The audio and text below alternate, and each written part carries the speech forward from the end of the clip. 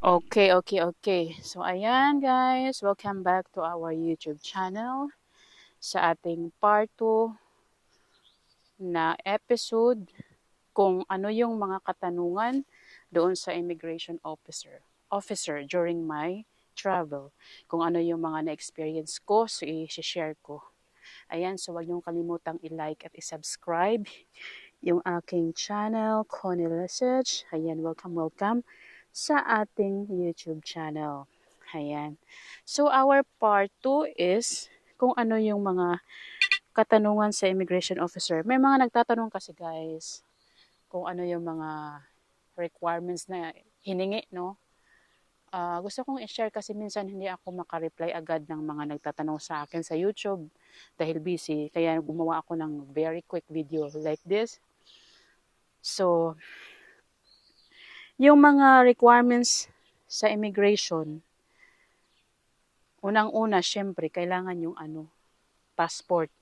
Importante yung passport. Kailangan talaga yung passport. Dapat yung passport mo ay talagang hindi expired ha. Kailangan updated. Kailangan new. 3 months na. Kailangan 3 months ago na siyang na-applied. So, passport of course. Kailangan may visa. Yung visa kasi, nandun na yan sa passport na katatak. Ayun.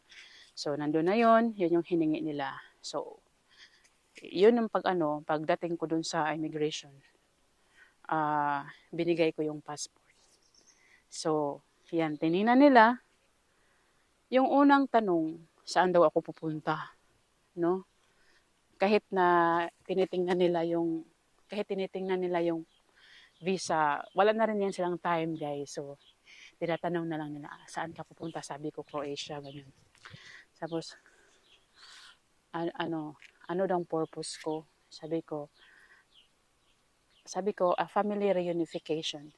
Kasi guys, pag yung visa mo kasi, yung visit visa, pag married ka ng Croatian national, yung purpose mo dyan, kailangan din nilang malalaman. Usually, pag asawa ka, pag married na kayo, or member of the family reunification, yung purpose. So, yun yung sinasabi ko. Okay. Then, after, sinabi doon na, saan kami ikinasal, ganito, ganyan, nandito sa Pilipinas. So, nandun naman lahat, ibinigay ko na yung mga requirements, marriage contract, na naka-apostyle lahat. Nandun na binigay. Tapos, yun, ah, nagtanong din siya kung ano, kung kailan yung kasal, date ng kasal, tinanong sa akin, sabi ko, kinasal kami ng February 8, 2020. Ayan, so, yun yung isa din sa tinanong. At then, meron siyang tinanong guys na wala talaga ako requirements. Hindi ko talaga na-provide kasi hindi ko talaga alam yan. So, yung sinabi niya, meron ba daw akong CFO? Ayan, CFO. Yung CFO, yung parang Commission Filipinos Overseas yan siya, seminar ba?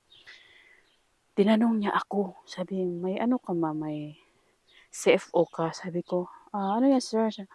Kailangan kasi yan pag ganito ganyan, pupunta ka, like mag-asawa, importante yan. Sabi ko, sir, hindi ko kasi alam yan. Walang nagsabi talaga sa akin na mag-comply ako ng ganon. During the time na nag-inquire ako sa embassy at saka sa BFS, walang nag-advise sa akin, sir. Kaya hindi ko talaga alam yan.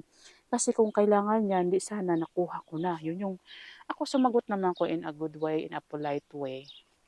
Kasi nagpakatotoo lang naman ako. Wala talaga. Wala ako, sir. Sabi ko, kung alam ko lang yan, sir, siguradong kukunin ko yan. Siyempre, kailangan eh. Ayun, parang yung mukha ni sir parang nabago. Namang bla bla bla, mansion yung kailangan kasi yan, wala ka pala, ganito, ganyan. So, basta, sabi ko lang, hindi ko kasi alam yan sir kasi ganito, ganyan. Kung alam ko lang, di, kinuha ko na rin yan. Ganon. So, sinabi niya na, okay, meron ka bang copy ng passport ng asawa mo? Ayan, buti nga, meron ako mga passport copy ng asawa ko. Kaya, yun, pumasa ako doon. Buti, ganun ba? Kasi, wala eh. Kailangan pala ng CFO eh. Kaya, kayo, importante talaga na magdala kayo ng CFO. Kasi kailangan pala kahit married ka pa, yung fiancé man o married, kailangan magdala kayo ng CFO. Meron yata yan, sabi ng aking nakilala dito na bagong kaibigan na Pilipina, si Glory. Shout out to Glory Babich. Sabi niya, pwede daw mag-apply online. Meron doon sa CFO. So magdala talaga ko yan guys kasi importante yan. CFO, yan yung wala ko. Tsaka may tinanong din siya na, may anak na daw kami. Sabi ko, wala pa sir kasi, COVID Sabi niya, wala pa pala kayong anak. Sabi, ang sarap talaga sabihin na, anong paki mo kung wala kaming anak, diba? Pero syempre, kailangan ka maging respectful at polite. Sabi ko, sir, paano kami magkakaanak, sir? Pagkatapos ng kasal namin, sir, nag-COVID, nag-lockdown na sa Davao, sir. So, paano kami mag-anak, sir? Wala amang, hindi nga kami nakahaniw ng asawa ko kasi nasira yung mata ko. Sa contact lens, magka-baby. So, yan yun, basta sinagot ko lang ng tama kung ano yung talagang totoo, yun. So, yung mukha niya parang hindi siya masyadong convinced talaga kasi Pero ako naman ay very straightforward at saka yun talaga genuine yung mga ko sinasabi ko doon. At yun. Sa wakas tinatakan niya at alam mo muntik na akong last call na ako guys. Actually na last call na ako kasi ang dami kasing mga niya kahit pwede na okay naman pala bakit patatagalin pa 'di ba ang daming Pero buti na lang ako kasi sinasagot ko siya ng very straightforward in a good way, in a polite way. Na ganito. Sir, CFO sir, kasi hindi ko alam, pasensya na po sir, kasi hindi ko talaga alam na kailangan pala yun ng CFO. Din yung anak-anak, sir, paano kami magkaanak, mga ganun. Sir, sabi niya, parang siya ba, parang dadalawang isip. Kung bang parang may plano, iwan ko. So, yun, narinig ko, Connie Lesage, last call. Kaya pinabilis na ako, tinatakan niya agad, tapos tumakbo na talaga ako sa kasi hindi na ako pinapila doon sa mga scanning. Hindi, pinadirect ko na, pero priority na ako sa scanning, sa x-ray. Kasi, nalas ko na ako guys, alis na yung Turkish Airlines, no? Kasi ang dami pang mga tanong, pero I know and I understand na ganun yung mga katanungan. Yun nga lang, minsan kasi may mga question din tayo, kasi may manaririnig din ako ng mga kakilala, mga kaibigan na buti daw nakalusot ako, buti daw hindi naubos yung pera ko. Bakit? Sabi ko, wala akong pera, man ibigay ko sa kanila. Siguro yung iba, alam mo naman yung mga issue sa immigration, no? Hindi naman lahat, pero alam mo naman yung mga issue na may nagbabayad. Siguro sila, pag talagang wala silang maibigay na requirements, siguro nagbabayad or what. Hindi ako sigurado ha, base lang sa mga narinig ko sa news, no? So, siguro, kaya nga sabi ng mga kakilala ko, buti daw nakalusot ako. Hindi naman nakalusot kasi nandyan naman kumpleto naman yung requirements ko. CFO lang talaga ang wala, di ba? Tsaka, yun, I am very honest naman.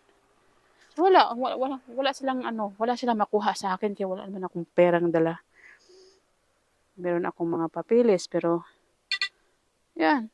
So, kaya mukhang hindi siya masaya kasi sinagot ko siya ng ganito, ganyan. Bakit naman hindi talaga ako matatakot kasi I am just being true, I am just being genuine kung ano yung dapat kong isagot sa kanya. At saka polite naman ako. Tsaka huwag kayong kabahan guys. Easy lang yan. Basta, ayan, sa mga mag-a-apply pa, kumuha na kayo ng CFO kasi kailangan pala talaga. Buti na lang nakalusot ako, no? Buti na lang kahit ay pumuntik na akong maiwanan ng eroplano. So yan yung mga katanungan guys at saka yung mga requirements na hiningi sa akin. So sa mag-a-apply, sa pupunta doon sa immigration, kailangan dala-dala nyo yan. Kailangan yung mga papilis nyo din naka-arrange na yan. Alam mo, ang haba din ng pila nung nag-apply, nung nag-ano ako sa immigration. Actually, nag-request ako doon sa nauna na kung pwede mauna ako. Kasi ang haba eh. Tapos yung ano ko, yung time ko sa flight, malapit na 10 minutes na lang yung natitira kong oras.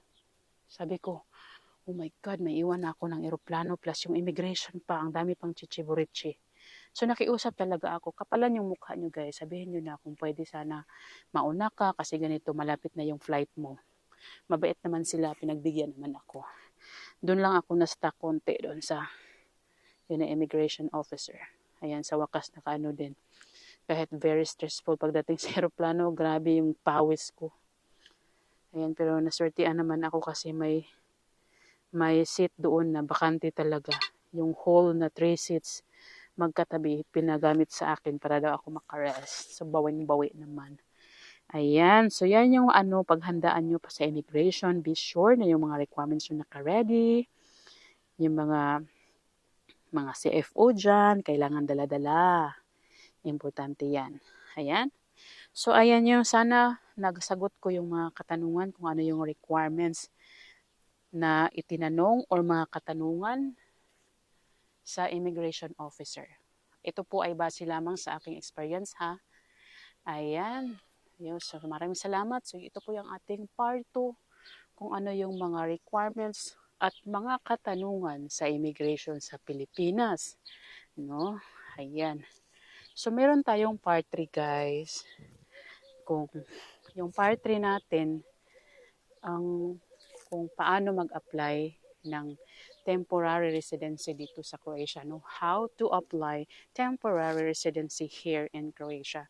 So magbigay ako ng mga requirements din base sa aking na-experience. Ayan.